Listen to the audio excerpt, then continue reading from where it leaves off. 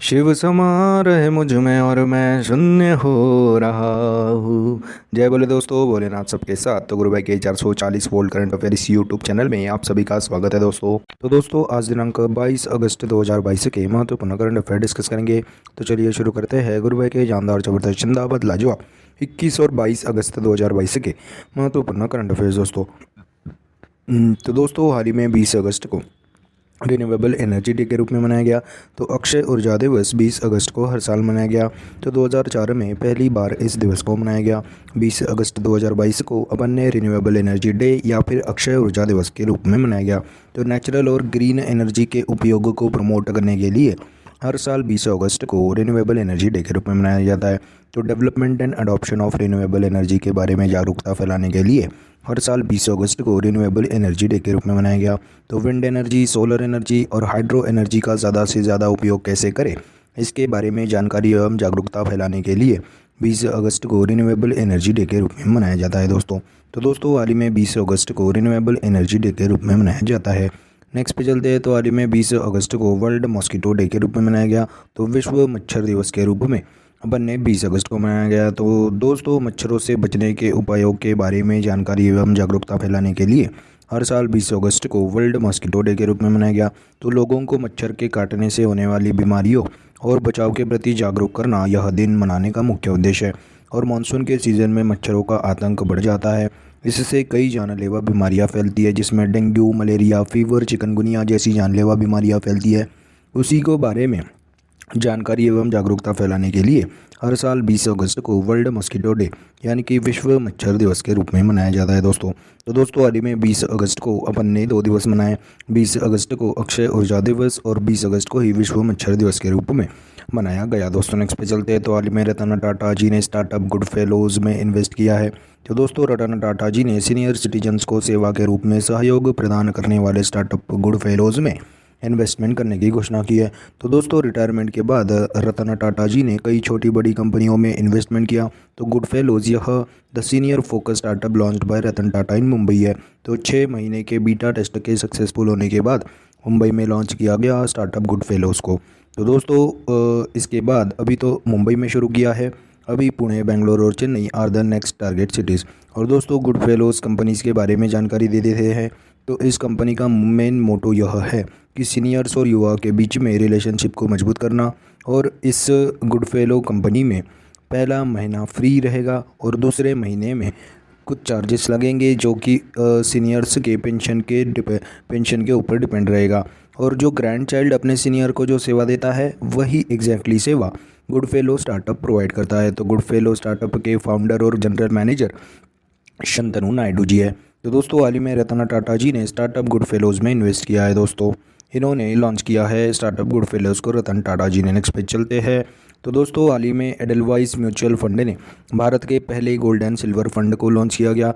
तो दोस्तों the asset management firm यानी कि AMF एडलवाइस म्यूचुअल फंड ने भारत के पहले गोल्ड एंड सिल्वर फंड को लॉन्च किया गया। तो दोस्तों एडलवाइस म्यूचुअल फंड ने भारत के पहले gold and silver fund scheme को लॉन्च किया गया। और इस स्कीम में सिंगल फंड के जरिए सोने और चांदी में इन्वेस्टमेंट कर सकेंगे। और इसी के चलते Edelweiss gold and silver ETF fund of fund by Edelweiss mutual fund new offers will be expired on September 7। और भावेश जैन और भरत लाहौटी यह दोनों फंड मैनेजर्स है इस स्कीम के लिए। और भारत का पहला गोल्ड फंड 2007 में निबॉन इंडिया ETF गोल्ड BEES ने जारी किया था। और जनवरी 2022 में सिल्वर बेस्ड म्यूचुअल फंड को जारी किया गया था। तो दोस्तों हाल ही में एडलवाइस म्यूचुअल फंड जिसके MD CEO राधिका गुप्ता जी है, उन्होंने भारत के पहले गोल्ड एंड सिल्वर फंड को लॉन्च किया गया है। नेक्स्ट पे चलते हैं। तो हाल ही में विस्तारा एयरलाइंस ने स्पाइस जेट एयरलाइंस को पीछे छोड़ते हुए भारत की दूसरे सबसे बड़ी घरेलू एयरलाइन कंपनी बन गई। तो दोस्तों directorate general of civil aviation DGCA के द्वारा हाल ही में जारी भारत के एयर ट्रैफिक डेटा के अनुसार विस्तारा ने स्पाइस जेट को पीछे छोड़ दिया है। तो भारत के डोमेस्टिक फ़्लाइट में अब विस्तारा है नंबर 2 और 10.4% मार्केट कैपिटलाइजेशन के साथ विस्तारा दूसरे नंबर पे है। पहले स्थान पे इंडिगो है विथ 58.8% और थर्ड पे है एयर इंडिया 8.4% के साथ। और गो फर्स्ट चौथे नंबर पे है 8.2% के साथ। स्पाइस जेट 5वें नंबर पे है 8% के साथ। तो टाटा सन्स का सिंगापुर एयरलाइंस के साथ जॉइंट वेंचर है दोस्तों विस्तारा एयरलाइंस। यह अभी विस्तारा एयरलाइंस ने स्पाइस जेट को पीछे छोड़ते हुए भारत की दूसरी सबसे बड़ी घरेलू एयरलाइन कंपनी बन गई है। दोस्तों नेक्स्ट पे चलते हैं। तो दोस्तों हाल ही में मादक पदार्थों से जुड़ा भारत का पहला पोर्टल निदान को लॉन्च किया गया। तो दोस्तों भारत के पहले अरेस्टेड नार्को ऑफेंडर पोर्टल, जिसका नाम रखा गया है निदान, उसको लॉन्च किया गया। तो भारत देश में मादक पदार्थ रोधी कानूनों को लागू करने का जिम्मा संभालने वाली विभिन्न सेंट्रल और स्टेट एजेंसी के लिए यह पोर्टल को शुरू किया गया। और दोस्तों इस पोर्टल की मदद से कोई भी एजेंसी देश के किसी भी हिस्से से मादक पदार्थों की तस्करी से जुड़े किसी भी अपराधी का इतिहास, अपराधी की निजी जानकारी, प्राइवेट इन्फॉर्मेशन, उसके उंगलियों के निशान और अदालती मुकदमों का डिस्क्रिप्शन हासिल कर सकेंगी दोस्तों, from anywhere in India, from any agency. तो दोस्तों इस निदान पोर्टल को शुरू किया गया है दोस्तों, जिसका फुल फॉर्म है national integrated database on arrested narco offender. इसे नारकोटिक्स कंट्रोल ब्यूरो द्वारा डिज़ाइन एंड डेवलप किया गया है।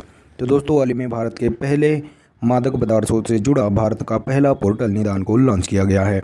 और दोस्तों अमित शाह जी ने 30 जुलाई 2022 को चंडीगढ़ के national conference on drug trafficking and national security में निदान पोर्टल को लॉन्च किया गया। इस निदान का full form national integrated database on arrested narco offender होता है दोस्तों। तो दोस्तों हाल ही में मादक पदार्थों से जुड़ा भारत का पहला पोर्टल निदान को लॉन्च किया गया है दोस्तों। नेक्स्ट पे चलते हैं। तो दोस्तों हाल ही में भारत रशिया से 6 Tu-160 लॉन्ग रेंज बॉम्बर खरीदेगा।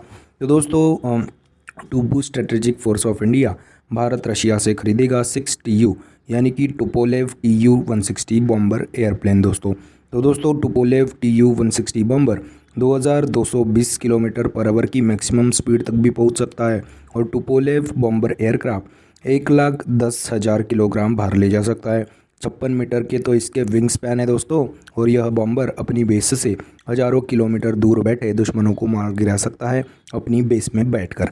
तो दोस्तों हाल ही में भारत रशिया से खरीदेगा 6 Tu यानी कि Tupolev Tu-160 long range bomber aircraft दोस्तों। नेक्स्ट पे चलते हैं। तो हाल ही में मास्टर कार्ड के ब्रांड एम्बेसडर के रूप में भारतीय बैडमिंटन प्लेयर लक्ष्य सेन, किडाम्बी श्रीकांत, चिराग शेट्टी और सात्विक साईकिरण रेड्डी जी को चुना गया। तो दोस्तों इन चारों ने थॉमस कप 2022 और बर्मिंघम कॉमनवेल्थ गेम्स 2022 में गोल्ड मेडल जीता था। उसी की कामगिरी में अभी यह मास्टर कार्ड के ब्रांड एम्बेसडर बन गए दोस्तों। और दोस्तों हाल ही में मैग्नस कार्लसन, जो कि वर्ल्ड नंबर 1 चेस प्लेयर है, उसको मास्टर कार्ड ने ग्लोबल ब्रांड एम्बेसडर के रूप में चुना गया था।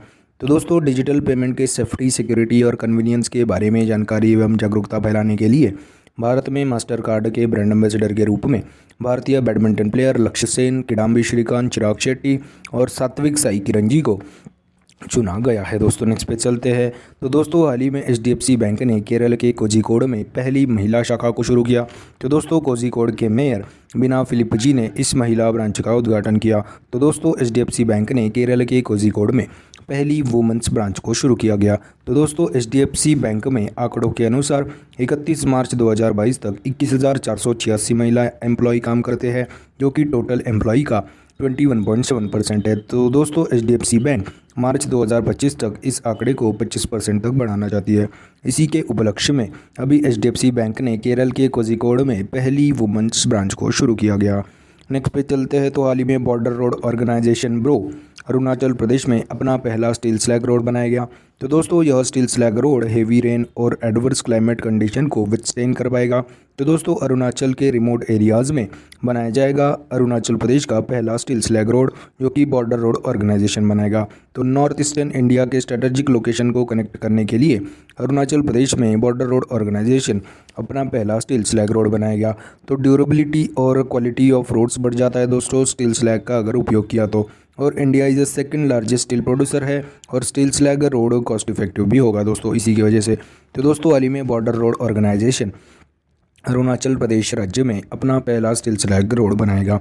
नेक्स्ट पे चलते हैं। तो हाल ही में महाराष्ट्र सरकार ने दही हांडी को ऑफिशियल स्पोर्ट ऑफ महाराष्ट्र घोषित किया। तो दोस्तों महाराष्ट्र सरकार ने प्रो दही हांडी इवेंट को भी आयोजित करने की घोषणा की।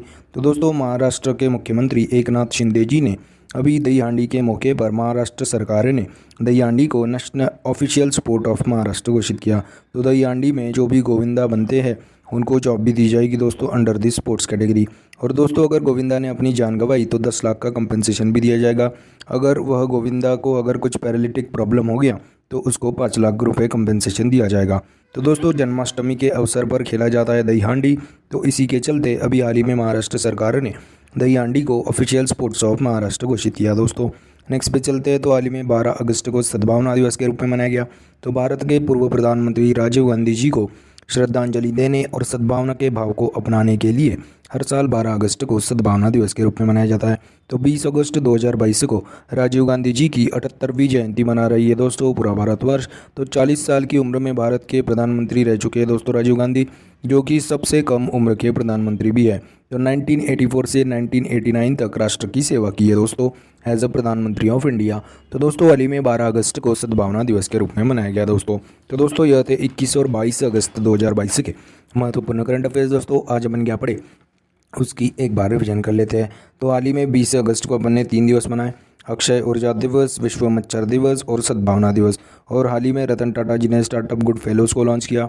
हाल ही में एडलवाइस म्यूचुअल फंड ने भारत के पहले gold and silver fund scheme को लॉन्च किया गया। हाल ही में विस्तारा एयरलाइंस ने स्पाइस जेट एयरलाइंस को पीछे छोड़ते हुए भारत की दूसरी सबसे बड़ी घरेलू कंपनी बन गई। हाल ही में भारत के पहले अरेस्टेड नार्को ऑफेंडर पोर्टल निदान को लॉन्च किया गया। हाल ही में भारत रशिया से 6 Tupolev Tu-160 long range bomber aircraft खरीदेगा। हाल ही में मास्टर कार्ड के ब्रांड एम्बेसडर के रूप में भारतीय बैडमिंटन प्लेयर लक्ष्य सेन, किडांबी श्रीकांत, चिराग शेट्टी और सात्विक साईकिरंजी को चुना गया। और हाल ही में HDFC बैंक ने केरल के कोझिकोड में पहली महिला शाखा का उद्घाटन किया। हाल ही में border road organisation Arunachal Pradesh में अपना पहला स्टील स्लैग रोड बनाएगा। हाल ही में महाराष्ट्र सरकार ने दहीहांडी को ऑफिशियल स्पोर्ट ऑफ महाराष्ट्र घोषित किया है। तो दोस्तों यह थे 21 और 22 अगस्त 2022 के महत्वपूर्ण करंट अफेयर्स। आशा करता हूँ आपको पसंद आए होंगे।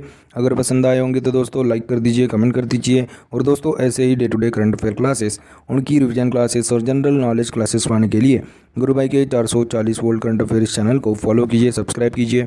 और one liner current affairs PDF पाने के लिए हमारे टेलीग्राम चैनल को फॉलो कीजिए। Link is in the description box below. This is Guru Bhai signing off. जय शंकर महाराज दोस्तों, जय भोले।